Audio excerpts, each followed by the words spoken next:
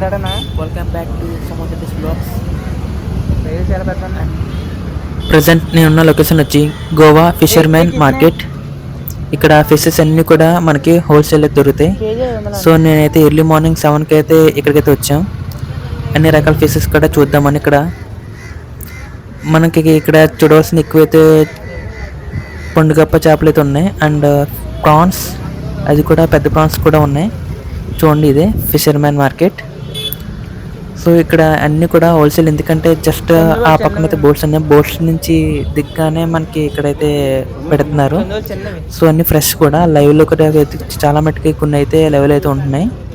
మరియు చండువ, పండుగప్ప and king fish, prawns, octopus, అన్ని రకాల పీతలు, క్రాబ్స్, అన్ని రకాల ఫిష్ అయితే మీకు ఇక్కడ దొరుకుతాయి.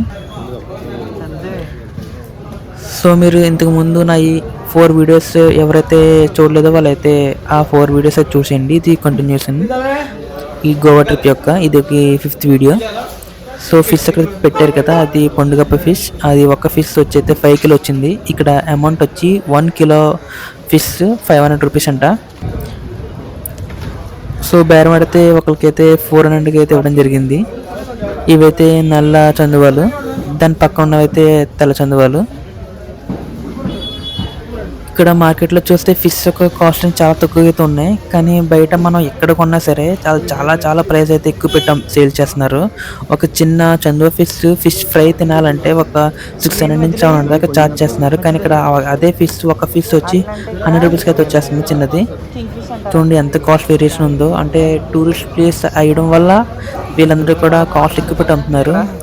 సో ఎవరైతే ఇలాగా సీ ఫుడ్ తినాలనుకుంటున్నారో బెస్ట్ ఏంటంటే ఒక రూమ్ లాంటి ఇది తీసుకుని, అంటే ఇల్లు ఉంటుంది కదా, ఒక 2 days 3 days తీసుకొని మనం నచ్చిన ఫిషెస్ అన్నీ కూడా తీసుకెళ్ళి అక్కడ కుక్ చేసుకోవడం అయితే best in my point of view చెప్తున్నాను. అండ్ క్రాబ్స్ చూసారు కదా, క్రాబ్స్ కూడా చాలా పెద్ద అయితే ఉన్నాయి.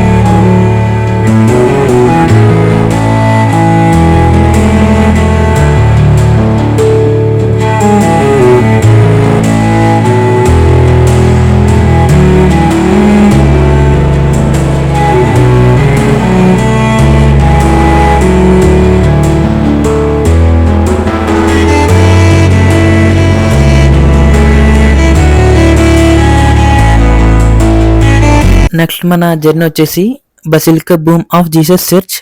అది ఫేమస్ ఎందుకంటే చాలా ఓల్డెస్ట్ చర్చ్ మరియు చాలా పెద్దది. గోవాలో అన్ని చర్చెస్ కంటే కంపేర్ చేస్తే ఇదైతే చాలా పెద్దది. మీకు చూపిస్తాను చూడండి. ఇది నా బ్యాక్ సైడ్ ఉంది కదా, అదే చర్చ్. దాని లాన్ అయితే వీడియోస్ అయితే ఎలాగో చేయలేదు, కానీ నేనైతే తీసాను కెమెరా హైడ్ చేసి.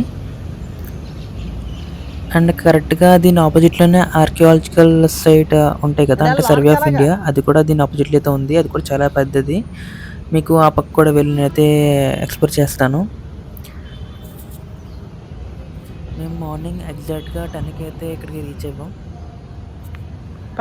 మీరు ఎవరైనా సరే గోవా విజిట్ చేస్తే ఈ చర్చిని మాత్రం అసలు మిస్ అవ్వకండి. ఎందుకంటే లోన అయితే చిక్కుడుతో అయితే చాలా విగ్రహాలు అయితే ఉన్నాయి. ఐ మీన్ స్టాచ్యూస్ కూడా ఉన్నాయి. మరియు పిల్లర్స్ కూడా చెక్కుడుతో అయితే ఉన్నాయి. వుడ్ చెక్కుడుది మళ్ళా సిమెంట్ మీద చెక్కుడుతో కట్టితే ఉన్నాయి. ఇది భూమ్ అంటే సమాధి అంటారు కదా అది. అండ్ లోపల నేను సైలెంట్‌గా బ్యాక్ అయితే కూర్చొని వీడియో అయితే రికార్డ్ చేశాను. వాళ్ళ లాంగ్వేజ్ చూడండి ప్రేయర్స్ గటాను.